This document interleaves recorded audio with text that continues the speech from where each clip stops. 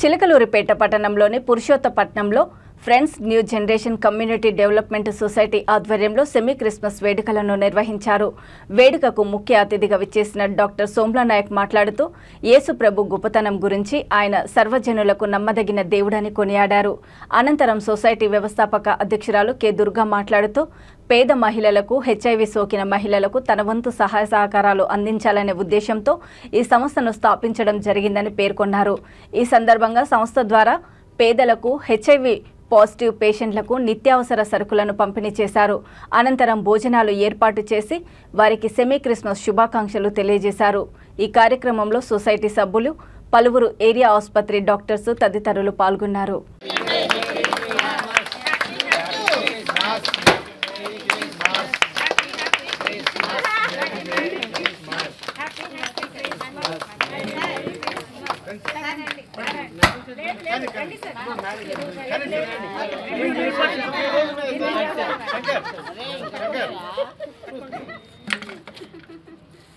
రెండు అయిపోయినాయా?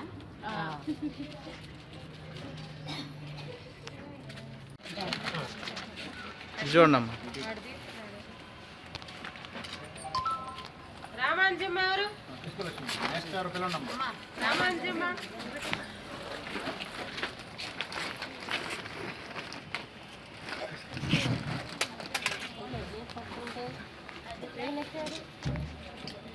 Parvati organisation voluntary organisation.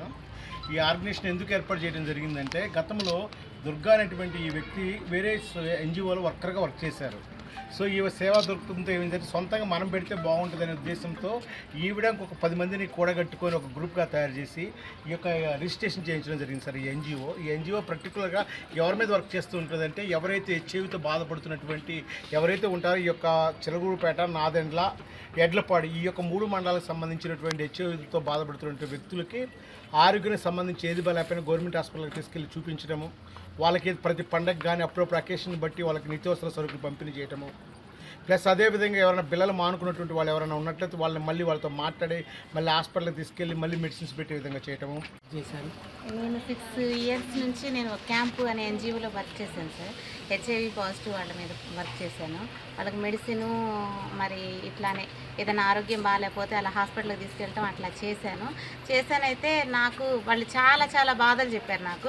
అంతే హై రిస్క్ గ్రూప్ మీద కూడా నేను చేస్తే కొంతమంది ఏంటంటే వాళ్ళ పరిస్థితి, వాళ్ళ ఇబ్బందుల గురించి చెప్పారు. నేను గుంటూరులో వర్క్ చేసినప్పుడు మాత్రం ఒక్క ఆవిడ మాత్రం చెప్పింది, అసలు మీరేమనుకోకండి, డాక్టర్ అయితే డాక్టర్ వాళ్ళ పిల్లల్ని డాక్టర్ చదివించాలనుకుంటారు, లాయర్ అయితే లాయర్ చదివించాలనుకుంటారు, మేము హై రిస్క్ గ్రూప్లో ఉన్నాం కాబట్టి మా పిల్లల్ని ఇలా చేయకూడదు అని చెప్పి మేము కష్టపడి సంపాదించి మా పిల్లల్ని కూడా మంచి పొజిషన్లోకి తీసుకురావాలనుకుంటున్నాం మేడం అని చెప్పారు. ఇవ్వడం కోసము మరణం తర్వాత ఇంకొక నిత్యముతో యుగాలు జీవించి ఉండే ఒక జీవితం ఉంది. ఆ జీవితం ఇవ్వడానికి ఆ యొక్క శాసనం రాసిన దేవుడే స్వయంగా శిలువలో మన కోసము కన్యక మరియ గర్భమందు పరిశుద్ధాత్మ వలన కలుగజేయబడి వచ్చాడు. మరి ఆయన మళ్ళా తిరిగి 3వ దినమున మరణాన్ని జయించి లేచాడు. అది నిరీక్షణ కలుగజేశాడు. క్రైస్తవం అంతా యేసుక్రీస్తును నమ్మే వాళ్ళ యొక్క చరిత్ర అంతా దాని మీద ఆధారపడి ఉంటుంది. ఇంకొక నిత్య జీవం అనేది ఉందని నమ్మి దాని ప్రకారం నడుస్తారు. సో ఇది యేసుక్రీస్తు యొక్క చరిత్ర, జీవిత చరిత్ర ఇది అని ఆయన చెప్పుకొచ్చాడు. సరే దేవుడు, సో అది మా యొక్క జీవన విధానం. ఆ తర్వాత అల్లా దేవుడని మేము ఇది చేసుకొని ఆ కనబడని దేవునికి మేము